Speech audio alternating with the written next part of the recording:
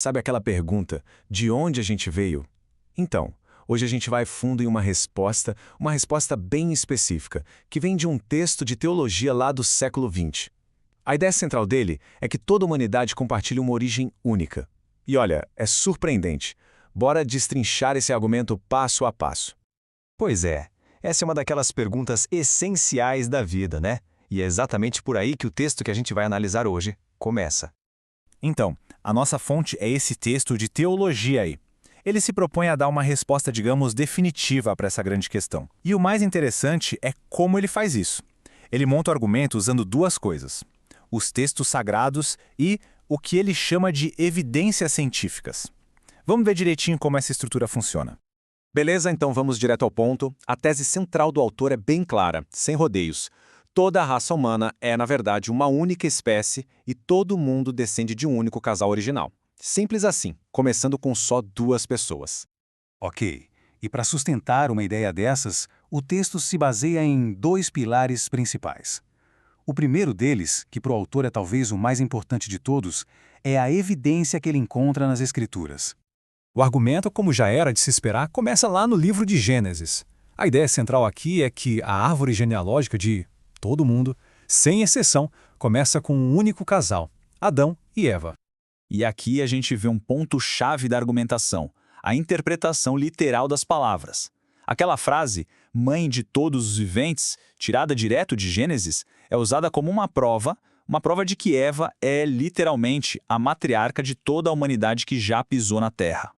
Aí o argumento segue e apresenta o que a gente pode chamar de um segundo gargalo na nossa ancestralidade. Quer dizer, depois de um evento catastrófico, o dilúvio, a população mundial inteira recomeça a partir de uma única família. E esse versículo é absolutamente crucial para o argumento, porque ele reforça de novo aquela dependência na leitura literal. Ele estabelece um segundo ponto de origem único, e dessa vez não é só para a humanidade lá do comecinho, mas sim para todas as populações que a gente conhece hoje.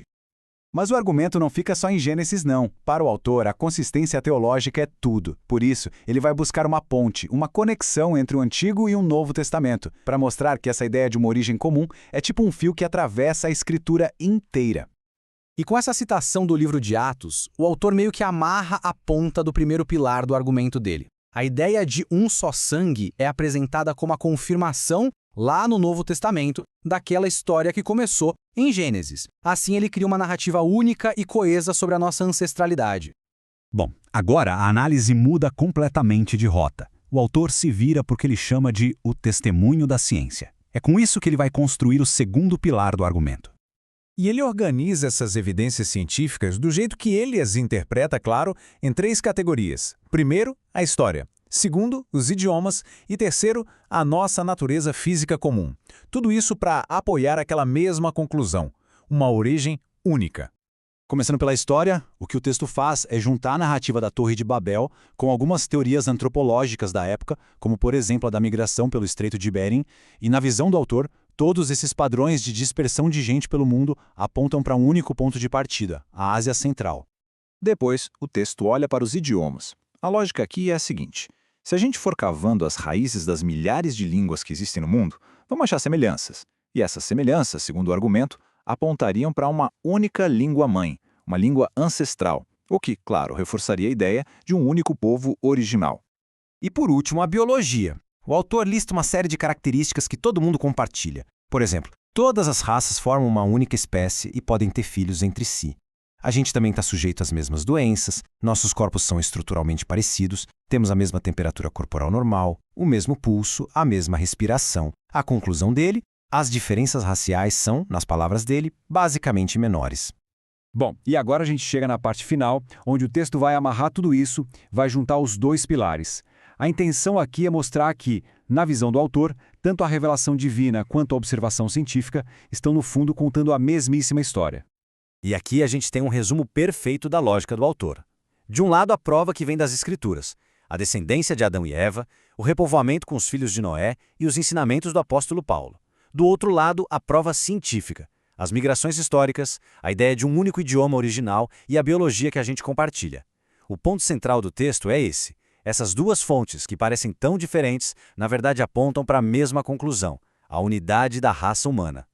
Mas, tá, por que toda essa construção é tão importante para o autor? Porque esse argumento todo não é só sobre história ou biologia, sabe? Ele tem um objetivo teológico bem claro. A lógica é, se toda a humanidade tem uma origem comum, então ela também compartilha uma queda comum. É aí que entra o conceito de pecado original. Então, o ponto final é este. O argumento sobre a origem comum serve como a base, o alicerce, para a doutrina de uma salvação que está disponível para todo mundo. A ideia é que, se todos compartilham da queda de Adão, então todos também podem compartilhar da redenção oferecida por meio de Cristo. E no fim das contas, analisar esse texto nos deixa com uma pergunta para pensar. Não importa se a resposta vem da teologia, da ciência ou dos mitos. Como será que as histórias que a gente conta sobre de onde viemos moldam o jeito que a gente se entende e se relaciona hoje em dia?